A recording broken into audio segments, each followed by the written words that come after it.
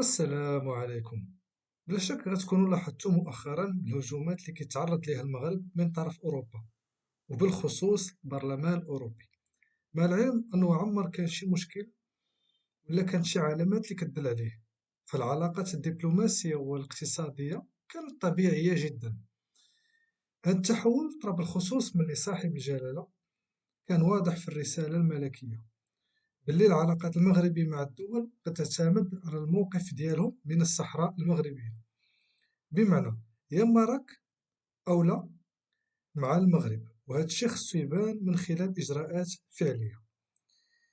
كاينين شي دول اللي كتربطنا بهم علاقات تاريخية، وكنقصد بالقول الإفرنج: فرنسا.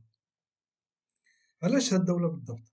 لأن هي اللي كانت عارفة الحدود المغربية فين كاينة ملي دخلات تحتل، والمغرب تيقول ليها دايما قول لينا اشنو لقيتي كأراضي مغربية ملي دخلتي. فرنسا كتعتمد على الازدواجية في الخطاب، بمعنى كتقول لك أنا معاك، وفي الواقع كتصيفط لك العراقيل من جهات أخرى. وهنا كنوصل النقطة ديال البرلمان الأوروبي اللي حرضاتو باش متبانش هي في الصورة، متبانش هي اللي معكسة الموضوع.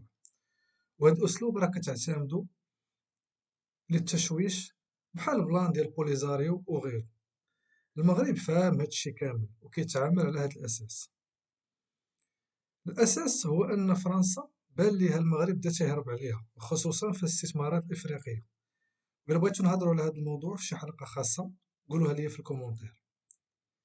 فبحكم العقلية الاستعمارية ديال فرنسا اللي مازال مبغاش تفك منها، خاص قاع الدول اللي كانت مستعمرات سابقة تبقى تحت السيطرة ديالها.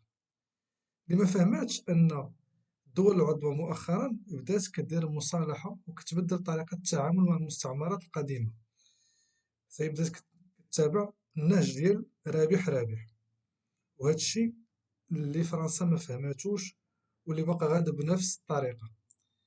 قولوا لي في الكومونتير واش متفقين مع هذه الفكرة ولا لا.